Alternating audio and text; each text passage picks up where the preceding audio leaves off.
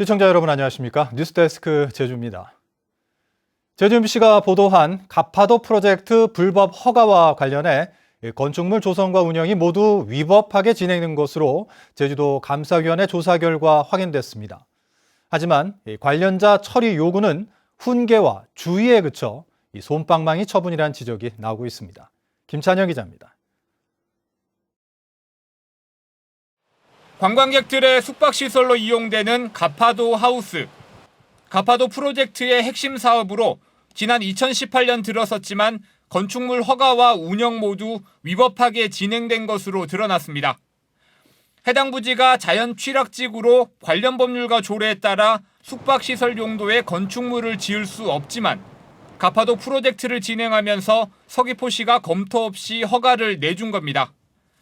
가파도 터미널도 자연환경 보전지역에 들어서 판매시설 건축이 제한되지만 카페와 판매시설 영업 신고증을 내줬습니다. 제주도 감사위원회는 행정이 관계법령을 위반했다며 공유재산인 가파도하우스 건축물에 대해 운영 수탁자인 마을협동조합이 적법하게 운영할 수 있도록 용도를 변경하는 등 조치 방안을 마련하라고 제주도에 통보했습니다. 또 서귀포시에도 영업신고를 수리할 때 토지 이용계획 확인서 등을 확인하라고 통보했습니다. 용도지역상 할 수 없는 지역이기 때문에 영업은 못한다고 봐야겠죠. 그 영업허가 부서인 서귀포시에서 그 영업허가 취소라든지 뭐 그런 부분 행정 절차 이행 중에 있습니다. 하지만 제주도와 서귀포시의 관련 처리자에게 요구한 조치는 훈계와 주의. 제주도가 불법 허가에 대한 과업 지시를 내리고 서귀포시가 기본 법률도 검토하지 않고 허가를 내줬지만 책임자 문책은 징계에도 해당되지 않는 솜방망이 처분에 그친 겁니다. 위법한 행정행위가 명백하게 드러났음에도 불구하고 솜방망이 처벌을 한 것은 전형적인 제 식구 감싸기용 감사가 아닌가라는 생각을 하고 있습니다. 따라서 좀 재발 방지를 위해서라도 엄중한 문책이 필요하다고 생각합니다. 사업비 150억 원을 들여 지난 8년 동안 추진된 가파도 프로젝트. 건축물 조성부터 숙박업과 식품 접객업 영업신고 수리까지 모두 위법한 사실로 드러나면서 사업은 사실상 좌초하게 됐습니다. MBC 뉴스 김찬현입니다. 김상엽 제주연구원장의 인사청문회 당시 논란이 됐던 연구용역 몰아주기와 관련한 의혹 일부가 사실로 확인됐습니다. 제주도 감사위원회는 제주도가 지난 2016년부터 2019년까지 김상엽 연구원장이 이사장으로 있는 사단법인에 3건의 용역을 맡기면서 학술 용역 심의를 받지 않은 것으로 확인됐다며 담당 부서에 주의를 요구했습니다. 한편 용역 부실과 절차적 타당성에 대해서는 표절률이 10% 안팎에 그치고 전국적인 입찰을 거쳐 규정 위반 사항이 없다고 밝혔습니다. 서귀포시가 안덕면 제주 신화월드의 대규모 수입 전문 프리미엄 매장을 허가한 것을 놓고 소상공인들의 반발이 커지고 있는데요. 서귀포시가 절차에 문제가 없다고 밝힌 가운데 지역 주민들은 이 매장에 찬성하고 나서면서 찬반 갈등으로 번지고 있습니다. 이소영 기자입니다. 대규모 점포 운영 계획을 당장 취소하라! 취소하라! 취소하라! 취소하라! 제주도 소상공인 연합회 회원들이 제주 신화월드 앞에 모였습니다. 서귀포시가 제주관광공사 시내 면세점이 철수한 제주 신화월드의 8천여 제곱미터 매장에 수입 명품 매장을 열겠다는 남정에 개설 등록 허가를 내준 것을 규탄하기 위해서입니다. 제주시 소상공인들과의 협의나 소통 없이 일방적으로 추진되었으며 이는 제주도민을 무시하고 오직 대기업만을 위한 평의적 행정이나 다름없는 것이다.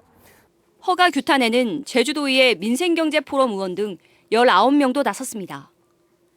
점포 면적이 3,000제곱미터를 넘어 관련법상 반경 3km 이내 상권에 대한 지역상생 발전 방안 마련과 상권 영향평가 등을 거쳐 등록을 허가해야 하는데 그렇지 않았다는 겁니다.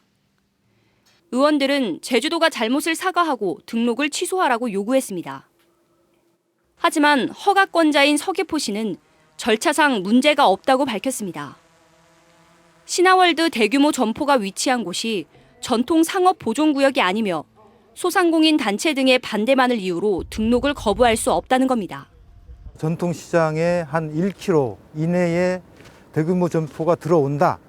그럴 경우에는 조건을 부여할 수 있고 지금 람정 같은 상황은 보존 지역에서 한창 떨어진 부분이거든요. 해서 제한을 할 수 없는 지역이라는 말씀을 드립니다.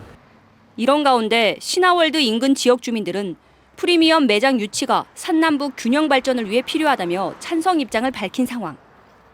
관광객이 유입이 되고 그 관광객 유입으로 통해 가지고 이 안덕면 서귀포시가 더 발전될 수 있다고 강력히 생각이 들어가지고 그 유치를 적극 찬성하는 겁니다.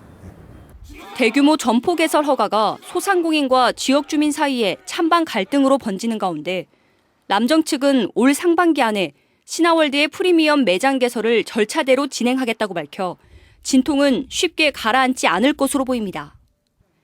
MBC 뉴스 이소연입니다.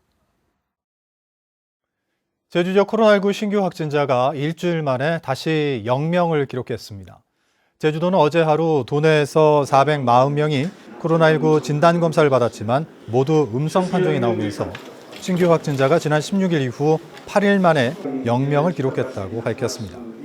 또 오늘도 오후 5시까지 신규 확진자가 발생하지 않아 누적 확진자는 518명을 유지했습니다.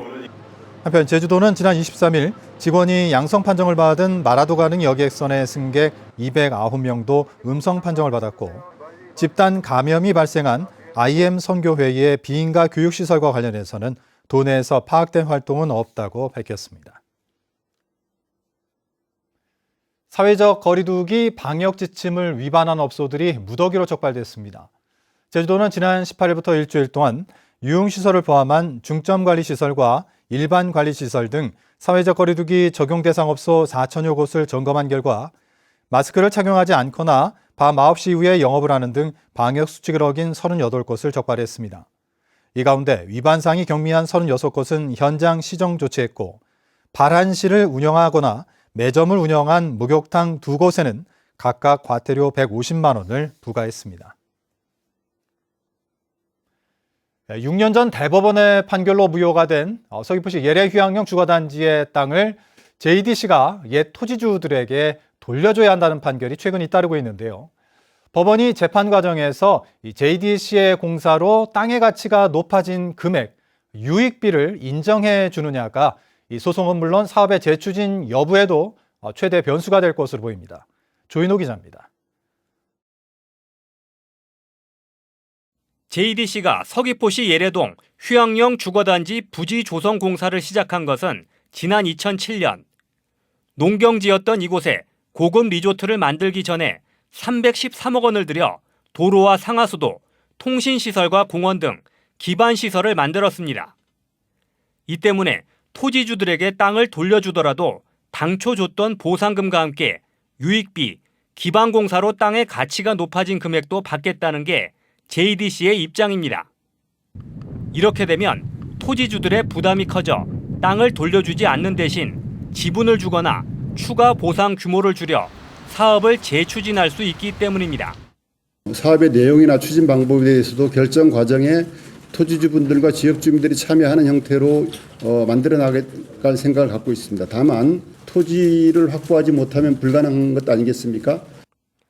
이에 대해 토지주들은 JDC가 인허가와 토지 수용 모두 무효라는 대법원의 판결 취지를 무시하고 땅을 돌려주지 않으려고 꼼수를 쓴다며 반발하고 있습니다. 기반시설은 땅을 돌려받으면 철거해야 하는 불법 시설물이기 때문에 이것 때문에 땅의 가치가 높아졌다는 주장은 법리적으로 맞지 않다는 것입니다. JDC가 활용할 수 있는 거지 우리 토지주들이 활용할 수 있는 게 아니잖아요. 개발 행위를 제한해놓고 자기들이 필요한 시설물들을 갖춰놓고 그 원형을 훼손하고 우리한테 무슨 이익이 있냐는 거죠. 법원은 최근 토지주 144명과 지난해 10월 16명의 소송에서는 유익비를 인정하지 않았지만 또 다른 토지주 21명의 소송 3건에서는 인정해줘 판결이 엇갈리고 있는 상황. 유익비는 감정평가로 정하는데 땅의 위치에 따라 당초 보상금보다도 높게 나올 수도 있습니다. 결국 법원이 최종 판결에서 유익비를 인정해 주느냐에 따라 휴양령 주거단지의 앞날도 결정될 것으로 보입니다. MBC 뉴스 조인호입니다. 제주시내 교통유발 부담금 부과 대상 시설물 10곳 가운데 한 곳이 체납한 것으로 나타났습니다. 제주시는 지난해 처음으로 부과한 교통유발 부담금 3,200여 건, 21억 3천만 원 가운데 현재까지 9.6%인 629건, 2억 500만 원이 체납됐다고 밝혔습니다. 제주시는 다음 달부터 2달 동안을 체납액 정리기간으로 정하고 체납건에 대해 부동산과 예금 압류 등 처분을 진행할 계획입니다. 전국적으로 고병원성 조류 인플루엔자가 확산되는 가운데 제주에서도 달걀과 닭고기 가격이 크게 오르고 있습니다. 제주도에 따르면 지난 19일 기준 달걀 10개 산지 가격은 1,606원으로 지난해 같은 기간보다 45% 올랐고 닭고기 1kg 기준 산지 가격도 1,900원으로 70% 상승했습니다. 정부가 신선남과 달걀 가공품 등 8개 품목에 대해 수입 관세를 면제하는 등 수급 안정 대책 마련에 나섰지만 설을 보름여 앞두고 당장 가격 안정을 기대하기는 어려워 보입니다. 신창항이 서부권 해양관광 마리나 항만으로 조성됩니다. 제주도는 제주시 한경면 신창항 유휴 공간에 내년까지 사업비 20억 원을 들여 요트 계류시설 15선석 등을 조성한다고 밝혔습니다. 신창항은 최근 해양 레저 수요가 늘어 안전시설 정비가 필요하다는 지적이 제기돼 왔는데 이번 공공마리나 사업은 지난해 해양수산부 제2차 마리나 항만 기본 계획에 반영됐습니다. 어제 저녁 7시쯤 서귀포시 표선면 하천리 하천교차로 부근 도로에서 85살 김모 할머니가 차량 2대에 잇따라 치여 숨졌습니다. 경찰은 할머니가 길을 건너다 SUV 차량에 치인 뒤 마주오던 승용차에 또다시 치여 숨진 것으로 보고 정확한 사고 경위를 조사하고 있습니다. 서귀포경찰서는 지난 16일 서귀포시 표선면 성읍 민속마을에서 훔친 굴삭기로 현금 입출금기를 부수고 돈을 훔치려 한 35살 A씨를 특수절도 미수와 재물손괴 혐의 등으로 검찰에 기소 의견으로 송치했습니다. 경찰은 A씨가 현금 입출금기에서 돈을 빼내는 데 실패한 뒤 동네 주민이 세워둔 자전거를 훔쳐 타고 달아났다며 절도 혐의도 추가하겠다고 밝혔습니다. 제주지방법원 제2형사부는 베트남에서 주식지수와 연동하는 것처럼 꾸민 가짜 재테크 사이트를 만들어 투자자 470여 명으로부터 38억 원을 챙긴 혐의로 기소된 32살 홍모 씨 등 6명에게 징역 2년에서 12년을 선고했습니다. 재판부는 이들의 범행이 불특정 다수를 상대로 한 조직적 지능적인 범죄로서 이 같은 범죄에 의한 피해가 크게 확산되고 있고 피해 회복도 쉽지 않은 특징이 있어 엄중히 처벌해야 한다고 밝혔습니다. 설을 앞두고 공직선거법 위반 행위에 대한 단속이 강화됩니다. 제주도 선거관리위원회는 설 명절 기간 지방자치단체장이나 정치인 등이 설 인사 명목으로 선거 구민에게 금전이나 음식을 제공하거나 내년 대통령 선거와 지방선거와 관련해 지지를 호소하는 인사장을 보내는 등 선거법 위반 사례를 집중 단속합니다. 뉴스데스크 제주를 마칩니다. 시청해주신 여러분 고맙습니다.